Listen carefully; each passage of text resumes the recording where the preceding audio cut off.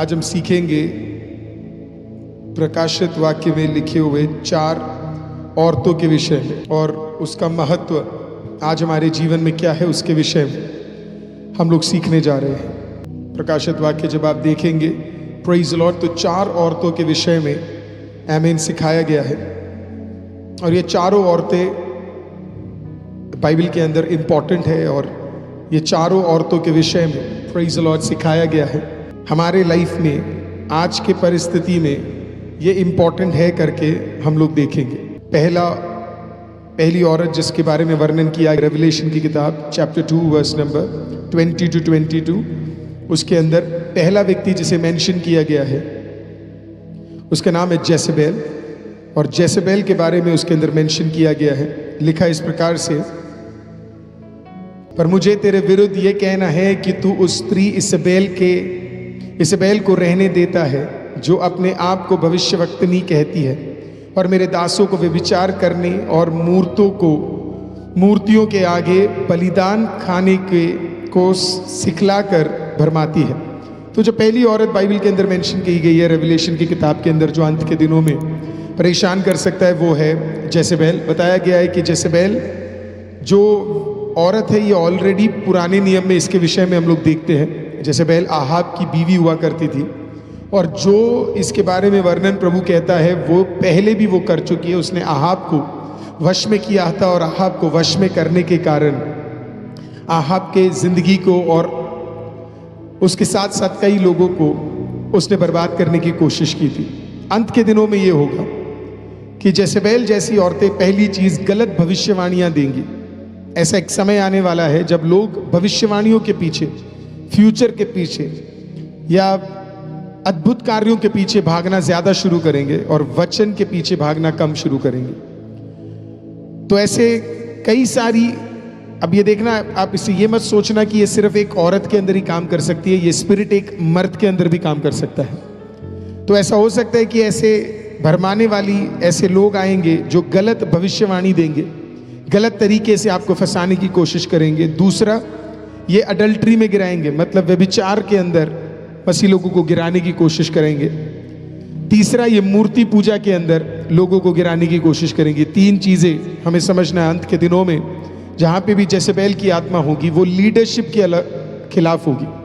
इसका मतलब जो भी सेवा करते हैं उनको पकड़ने के पीछे होंगे। कोई भी चर्च के अंदर जो भी सेवा करता है, कोई भी लीडरशिप पोजीशन में होगा, उसे किसी ना किसी तरीके से फंसाने के 100% कोशिश को है, ये जो स्पिरिट है ये कोशिश करेगी।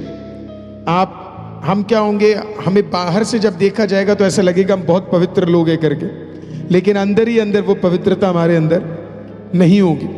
तो पहला चीज जो जेसेबेल की आत्मा कर सकती है वो ये है कि वो आपको वश में करने की कोशिश करेगी। उसके लिए मुखौटा भी वो कौन सा डालेगी? स्पिरिचुअल मुखौटा ही डालेगी। उसे अन्य जाति से फर्क नहीं होगा, वो स्पिरिचुअल मुखौटा डालकर ही क्या है, वो उसे फंसाने की कोशिश करेंगे। दूसरा, किस चीज में गिराएंगे, है ना कोई इमोरलिटी के अंदर वो क्या करेंगे, गिराएंगे।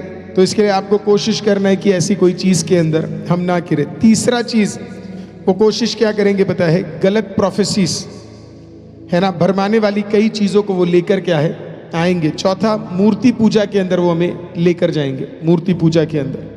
अब इसका मतलब क्या है मूर्ति पूजा? कैसे एक मसीह मूर्ति पूजा के अंदर गिर सकता है? ये हमने ऑलरेडी कुछ दिन पहले वचन के अंदर सीखा था। कैसे गिर सकते हैं?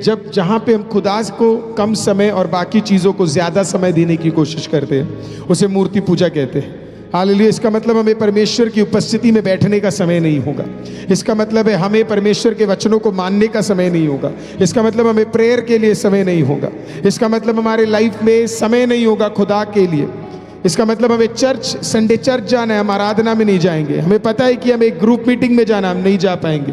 हमें पता है कि हमें आराधना करना है, लेकिन हम नहीं कर पाएंगे। तो सारी चीजें हमारे लाइफ में क्या है, बढ़ती चली जाएंगी। और ये क्यों हो रहा है? क्योंकि एक जेसेबेल की आत्मा काम करती है। अब ये आत्मा, अब जब इसके बारे में आप डिटेल में सीखेंगे तो ऐसे लोग चर्च में आना शुरू करेंगे, ऐसे लोग चर्च में आना शुरू करेंगे। मैं आपको आज फिर एक बार बता रहा हूं, मैं आपको फिर, आप मेरी बात को अगर सुन लोगे, चर्च का पर्पस सिर्फ स्पिरिचुअल चीजें, और ये बहुत लोगों को मेरी बात ये कड़वी भी लगेगी, गलत भी लगेगी, लेकिन प्लीज आपस में दोस्ती करना बंद करें, आपस में संगतियां बंद करें। आपको ये अभी लग रहा होगा पास्टर अरुल गलत बोल रहे, पर अधिकतर चर्च गिरने का कारण मैं आपको बता रहा हूं। ज्यादा दोस्ती, एक दूसरे के घर घर जाकर बैठना, एक दूसरे के घर में बार बार खाना खाने जाना, बार बार ब्रेकफास्ट पे बुलाना, बार बार डिनर पे बुलाना, बार बार चलो साथ में घूमने चलते हैं करके। आप घूम लो, आपको जो करना है आप कर लो, पर अगर आपकी मैच्योरिटी सही नहीं है और अगर आपके रिश्ते खराब हो गए, वो रिश्ते चर्च को भी खराब करने शुरू कर देंगे। हालेलुया। मैं क्या कहना चाहता हूं, हर चीज बड़े ही लिमिट में आपको करना पड़ेगा। रात रात को माँ बाप कहते चलो मेरा बच्चा तेरे घर पे रहेगा, तेरा बच्चा मेरे घर पे रहेगा, बाद में ये बच्चे लड़ेंगे, माँ बाप के बीच में लड़ाई हो जाएगी। हमारे फादर अलाउ नहीं करते थे रात को कहीं और जाके रुकना। रात सोचता हूं तो हमारे फादर बड़े सही आदमी थे। कई सारे शोषण ही इसके लिए होते क्योंकि बच्चे रात रात को कहीं कहीं और जाके रुक जाते। क्यों रुकना है भाई, खुद का इतना बढ़िया घर है आपके पास। तो इसके लिए इस चीज को बड़े कॉशन में आप लीजिएगा। और हो सकता है आप मेरे को पता है इसके बदले मुझे सुनने को भी बहुत मिलेगा करके, पर तब भी मैं आपको बता रहा हूं, मेरी इतने साल की सेवकाई में मैं आपको बता रहा हूं, आउट ऑफ एक्सपीरियंस में आपको बता रहा हूं। चर्च का पर्पस आपस में गहरी दोस्ती रखना नहीं है। चर्च का पर्पस लोगों को खुदावंद के साथ दोस्ती रखवाना, खुदावंद के साथ रिलेशनशिप रखवाना। और आप मुझे कुछ समय बाद आप थैंक यू बोलोगे, क्योंकि जेसेबेल की आत्मा किसी इंसान के द्वारा ही काम करती है। और हम नहीं जानते, आपका मन बड़ा इनोसेंट होगा, लेकिन जो सामने वाला उसके अंदर अगर जेसेबेल की आत्मा होगा, वो आपको बर्बाद कर देगा, वो आपके बारे में कुछ बुरा बोल देगा। आपको दुख होगा कि आपको लगता है कि जिससे आप मिल रहे वो आपके बारे में सिर्फ अच्छा ही बोल रहे हैं। क्या क्या बातें हो जाती है, क्या क्या चीजें, क्या क्या कहानियां बन जाती है। क्यों हमें ये सब करना है? हम आए स्पिरिचुअल जगह पे, हम आए, हम खाए, हमने वचन खाया, हमने आराधना किया, हमने बल प्राप्त किया और हम गए। हालेलुया। बाकी 6 दिन अपने बाकी चीज़ों के अंदर मेहनत करके, काम करके, अपने परिवार का एम्बेन ब्लेसिंग देखकर हम फिर वापस आए गवाही के साथ। तो चर्चेस क्या नहीं करेंगे, टूटेंगे नहीं। तो पहले जेसेबेल के आत्मा का ताकत आप जानते क्या है? हालेलुया। किसी न किसी तरीके से चर्च में एक एंट्री करे और चर्च के लोगों के अंदर भिन्न भाव लाने की कोशिश करें।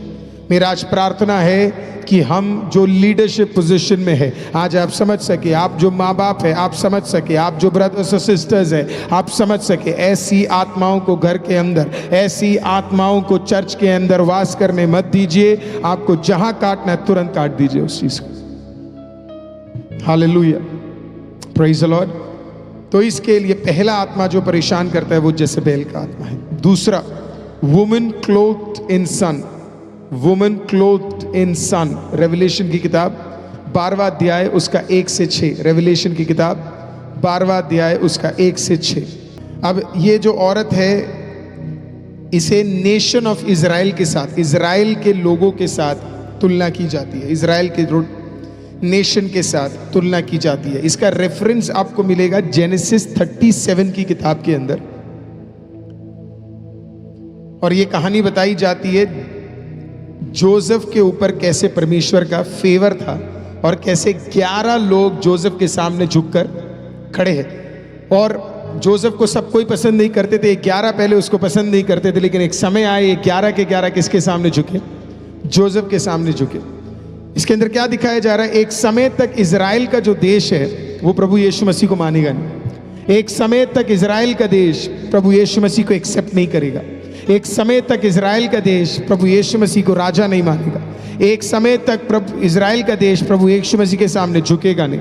लेकिन बताते हैं कि एक ऐसा समय आने वाला है जब इजराइल का देश अपने आप क्या करेगा? प्रभु यीशु मसीह को अपना उद्धारकर्ता स्वीकार करेगा और वो मानेंगे कि यस, प्रभु यीशु ही छुटकारा देने वाला व्यक्ति है करके। हो सकता है आपके परिवार के अंदर ऐसे कई लोग हो जो प्रभु यीशु मसीह को स्वीकार नहीं करते हो, है ना, एक्सेप्ट नहीं करते हो। वो उनको लगता हो कि प्रभु यीशु मसीह में कोई ताकत नहीं है, प्रभु यीशु मसीह कर नहीं सकता, हम तो प्रभु को मानेंगे नहीं करके। तेरे को मानना है तो तू मान ले, पर मैं प्रभु को मानूंगा नहीं करके। लेकिन मैं आपको बताता हूं, ऐसा एक दिन आएगा आपकी प्रार्थना और दुआ के कारण कि एक दिन क्या होगा, हालेलुया, बाइबल कहती है हर घुटना टीका जाएगा और हर जुबान अंगीकार करेगी कि प्रभु यीशु ही क्या है, प्रभु है करके। तो हो सकता है आपके फैमिली को अभी लगे कि आप जो ये प्रेयर कर रहे हो सब बकवास है करके। आज एक सिस्टर ने बोला, लेकिन वो सिस्टर बता रही थी कि कैसे उनकी फैमिली उनको टोकती रहती थी कि आप ये क्या बैठ बैठ के प्रेयर कर रहे हो, क्या बैठ बैठ के आप चर्च जाते हो, क्या आप हमेशा आराधना करते रहते हो करके। लेकिन वो बता रही थी जब मेरे जीवन में भलाइयाँ आने लगे तो अपने आप वो चर्च, मेरे घर के वही लोग जो मुझे बोलते थे कि आप क्या क्या कर रहे हो, वही लोग मेरे साथ चर्च में आने लगे, वही लोग मेरे से पूछने लगे प्रभु यीशु के बारे में। तो इसके लिए आज प्रियो मैं आज आपको समझाना चाहता हूँ कि हो सकता है नेशन ऑफ इज़राइल की तरह, इज़राइल के लोगों की तरह हो सकता है आमीन, एक समय तक प्रभु को कोई माने नहीं।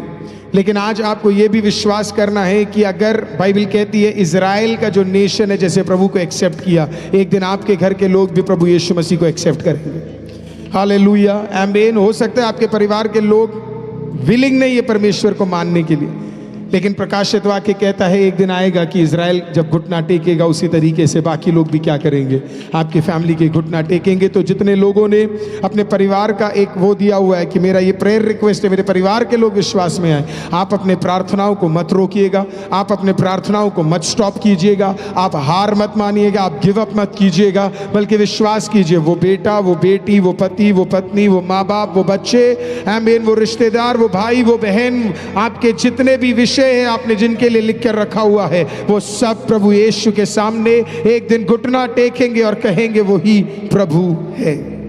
हालेलुया।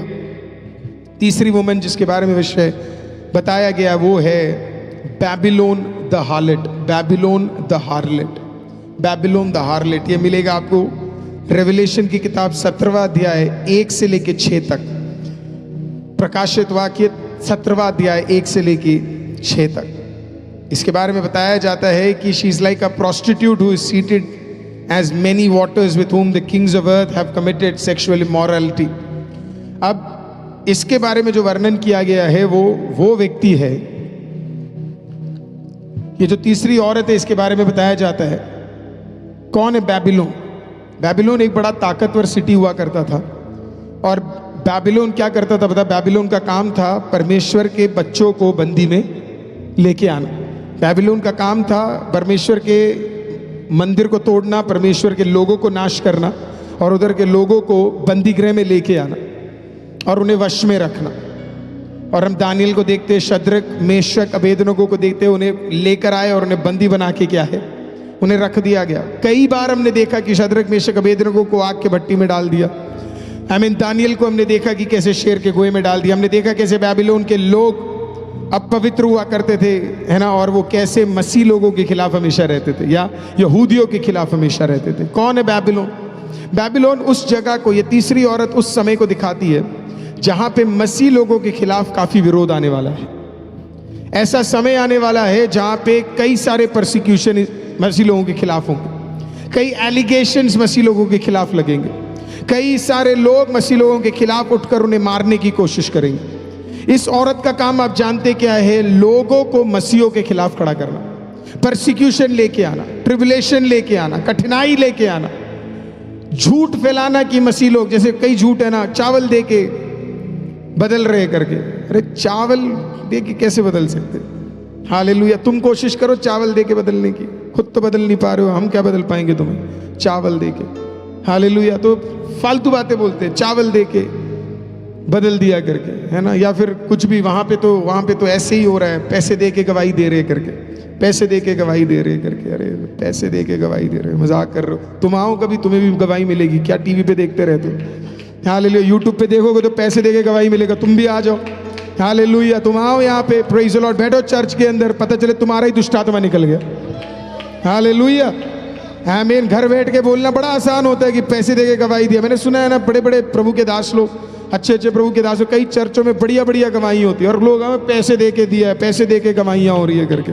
बेटा टीवी पे देख के तो हर कोई बोलता है बैट ऐसे घुमाना चाहिए, बैट पकड़ना तो सीख ले। हालेलुया। बोलना बड़ा आसान होता है ये सारी चीजें। हालेलुया। तो कमेंट्री तो कोई भी कर सकता है।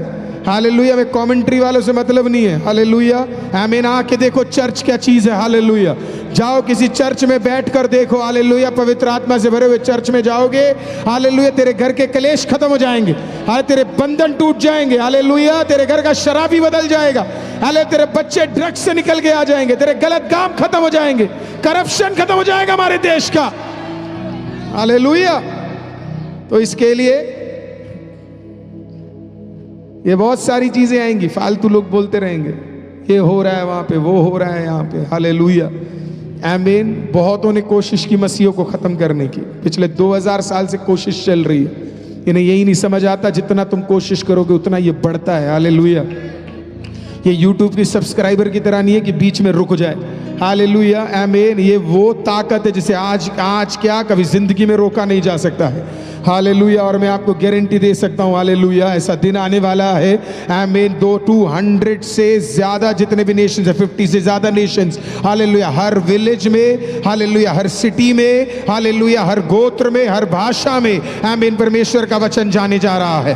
हालेलुया। इसे हटाने के लिए कई लोग कोशिश करेंगे, इसे निकालने के लिए कई लोग कोशिश करेंगे। बैबिलोन की वो हार्लेट कोशिश करेगी, झूठे लोग बाहर निकल कर आएंगे, झूठे लोग मिलकर बहुत कोशिश करेंगे। आमीन। झूठे न्यूज चैनल्स न्यूज को दिखाएंगे। हालेलुया। गलत यूट्यूबर्स गलत चीजों को बोलेंगे, लेकिन मैं आपको गारंटी देता हूं सब कुछ टल जाएगा, लेकिन परमेश्वर का वचन कभी नहीं टलेगा। ये बढ़ेगा, ये बढ़ता चला जाएगा और हर व्यक्ति प्रभु के प्रचार को जरूर एक ना एक दिन सुनेगा। हालेलुया। तो इसके लिए ऐसे कई चीजें आएंगी, तो मैं मसीह लोगों को भी बताना चाहता हूं। अगर आप इसके साथ ऐड है, अगर आप सिर्फ ये सोच के बैठे कि हमारा जीवन सिर्फ आशीषों का जीवन है, तो मैं आपको प्रिपेयर करना चाहता हूँ। ऐसा भी दिन आ सकता है जहाँ पे मसीह के लिए हमें सताव सहना पड़े। हालेलुया। कई जगह पे हमारे ही देश में कई जगह पे अपने कार्यों, अपने मसीह के लिए कई लोगों ने बहुत सताव को देखा है। हालेलुया। ये सब न्यूज़ चैनल्स में तो दिखाया नहीं जाता, पर कम से कम सोशल मीडिया के माध्यम से कई वीडियोज़ आपने पिछले कुछ महीनों तक आपने देखे होंगे कि कैसे प्रभु के दास और दासियों को, हालेलुया, आपने देखे होंगे विभिन्न देशों में। ईरान में आप देखेंगे किस प्रकार से आमीन मसीहों के साथ, हालेलुया, आमीन, इतने खराब तरीके से उन्हें मारने की कोशिश की गई। आपने अफगानिस्तान में देखा होगा तालिबान लोगों ने किस प्रकार से, हालेलुया, मसीहों को ख़त्म करने की कोशिश की।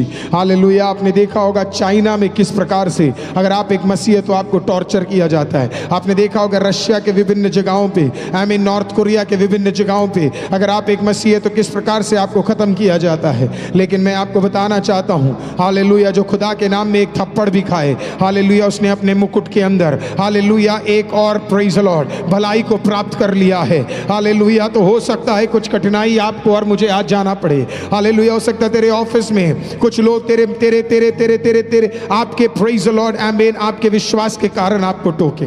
वो व्यक्ति जो कहीं वचन नहीं बांटता उसको कोई दिक्कत नहीं होने वाली है। ये भी मैं आपको बताऊं, सताव भी उसी को आएगा जो परमेश्वर का सुसमाचार सुनाएगा। उसको तो आएगा ही नहीं जो छुपा के बैठा हुआ है। जैसे शर्म आती है सुसमाचार बांटना, जो बड़े बड़े गीत स्टेज पे तो गा लेते, लेकिन बाहर निकल के एक व्यक्ति को सुसमाचार बांटने में उन्हें शर्म लगती है। हालेलुया। आमीन। लेकिन मैं आपको बता रहा हूँ ये दिक्कत किसको आने वाली है। आपके फेथ के कारण हो सकता है आपके ऑफिस में दिक्कत हो, आपके फेथ के कारण आपके घर में दिक्कत आ सकती है, आपके फेथ के कारण आपके परिवार में दिक्कत आ सकता है, आपके फेथ के कारण बाइबल कहती है भाई भाई के खिलाफ हो जाएगा। हालेलुया। आमीन। इस सुसमाचार के कारण। लेकिन अगर आपने कुछ भी सहा है, खुदावन ध्यान से देख रहा है, उसका प्रतिफल भी परमेश्वर जरूर आपको देगा। हालेलुया। तो ऐसे झूठ अंत के दिनों में आएंगे, ऐसे झूठ देश देश के लोग जुड़ कर मसीहों के खिलाफ करेंगे। लेकिन कितनी भी ये औरत कोशिश कर ले, हालेलुया, वहां पे एक बैठा हुआ है, प्रेज़ द लॉर्ड, हालेलुया, आमीन। और जिस दिन वो आएगा ये झूठ का सफा हो जाएगा। हालेलुया। मैं उस दिन का इंतजार कर रहा हूँ, हालेलुया, जिस दिन प्रभु यीशु मसीह दूसरी बार बादलों में आएगा। हालेलुया। वो दिन कितना खूबसूरत होगा। हालेलुया। आमीन। मैं आपको बता रहा हूँ उस दिन उस दिन बैबिलोन के आत्मा से भरे हुए, हार्लेट के आत्मा से भरे हुए हर लोग घुटना टेकेंगे। हालेलुया। आज जिसको दर्द भी हो रहा है ना यीशु का नाम लेने में, आज जो यीशु के नाम को ठुकरा भी रहा है, उसे गाली के नाम पे उपयोग कर भी रहा है, वो भी बैठकर रोएगा और उसके जुबान में एक ही नाम होगा, वो नाम यीशु का होगा। वो दया की भीख मांगेगा, खुदा मुझे क्षमा कर दे। वो दया की भीख मांगेगा, मुझे एक मौका और दे दे। वो दया की भीख मांगेगा कि मुझे एक चांस और दे दे। हालेलुया। उस दिन तुझे शायद चांस नहीं मिलेगा, उस दिन शायद तुझे मौका नहीं मिलेगा, उस दिन शायद तुझे हालेलुया आमीन एक चांस और ना मिले। इसके लिए आज आज आज अगर कुछ तेरे को सुनना है तो आज का वचन सुन और उस नाम को पुकार ले, क्योंकि वो नाम एक दिन आने वाला है। हालेलुया आमीन। और वो नाम के अलावा कोई और छुटकारा नहीं दे सकता, ये मेरा बाइबल कहता है। Praise the lord. हालेलुया। मेरे को अभी भी याद है, कुछ साल पहले हम लोग एक जगह पे गए थे और वहां पे पानी के अंदर कुछ बच्चे गिर गए थे।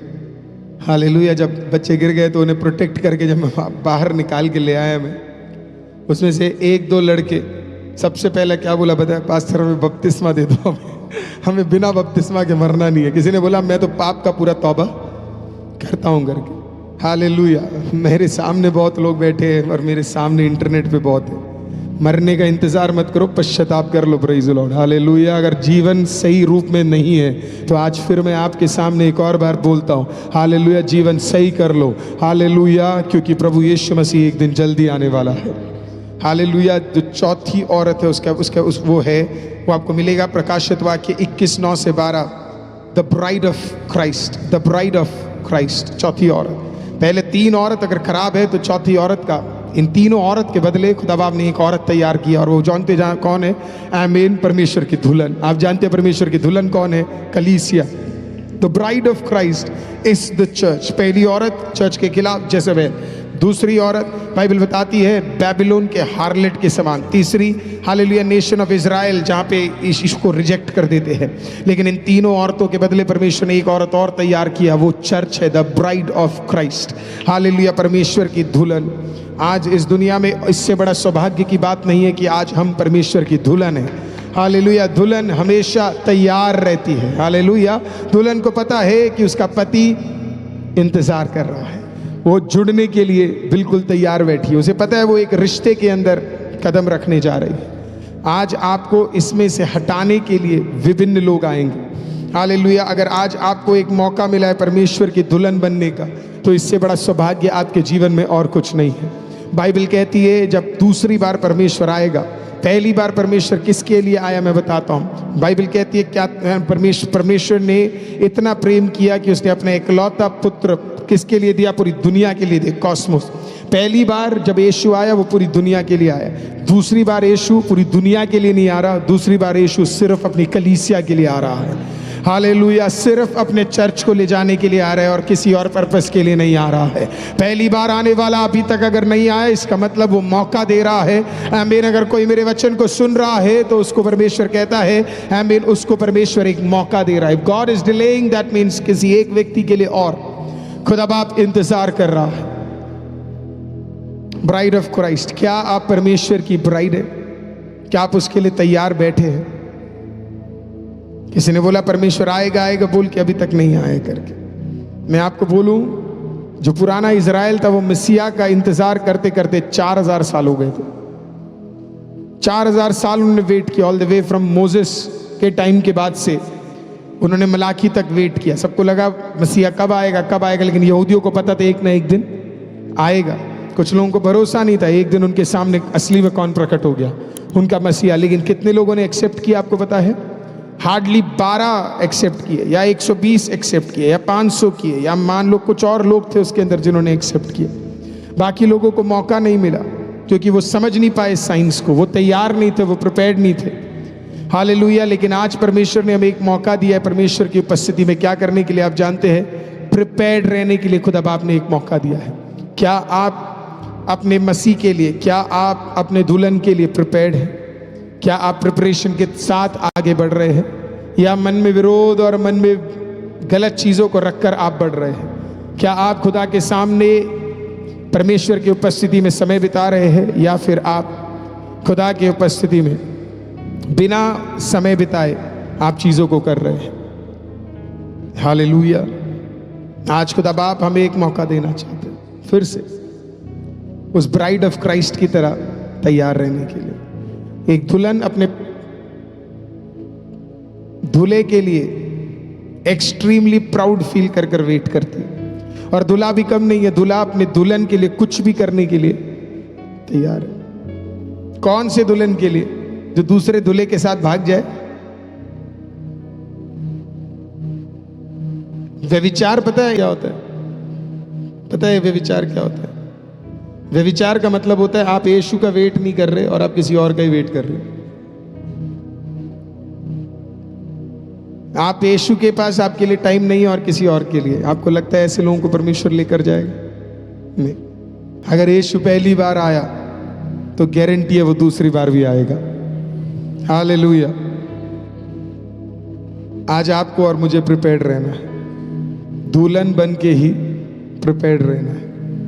कोशिश करना है कि हर दिन हमारा कोशिश यही होना चाहिए कि जब परमेश्वर आए तो मैं उठा लिया जाऊं।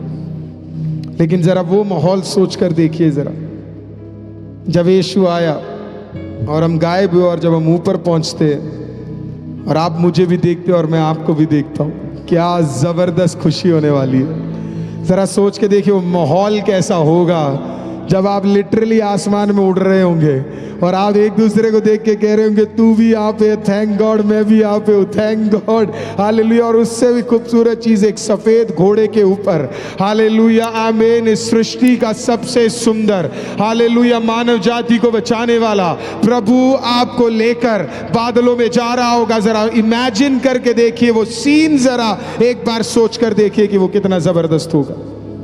इससे ज्यादा खूबसूरत चीज और कुछ नहीं होने वाला है। आपको लग रहा है खूबसूरत आपका विवाह है, आपको लग रहा है खूबसूरत आपके कपड़े हैं, आपको लग रहा है खूबसूरत बिल्डिंग्स है, आपको लग रहा है खूबसूरत कोई और चीज़ है, आकाश और पृथ्वी के अमीर विभिन्न समुद्र से लेके पहाड़ है, तो ये कुछ भी खूबसूरत नहीं है। खूबसूरत तो वो होगा जो एक्चुअली में खूबसूरती का श्रोता, जैसे यीशु कहते हैं, आप उसे पहली बार अपने आंखों के सामने रख लेंगे ना, जिस दिन ने आपने उसे देख लिया उस दिन उससे ज्यादा खूबसूरत चीज और कुछ नहीं होने वाला है। चर्च को चर्च का काम करना पड़ेगा, चर्च को चर्च बनकर रहना पड़ेगा, चर्च को हालेलुया खुदा का इंतजार करने वाला एक दुल्हन बनकर रहना पड़ेगा। चर्च कॉम्प्रोमाइज नहीं कर सकता। आपको कई सारी चीजों को हटाने के लिए जेसेबेल की आत्मा आएगी, बैबिलोन की आत्मा आएगी, हालेलुया, आपको बेवकूफ बनाने के लिए, आपको कहेगी ये बेकार है, इस पर मत विश्वास करो, ऐसे कई सारे चीजें आपके खिलाफ आएंगे। लेकिन तब भी आप अपने विश्वास को आमीन पकड़ कर रखना कि परमेश्वर कुछ भी हो, मैं वो 3 औरतें नहीं, मैं वो चौथा औरत जो बाइबल में मेंशन किया है वो बनना पसंद करूंगी।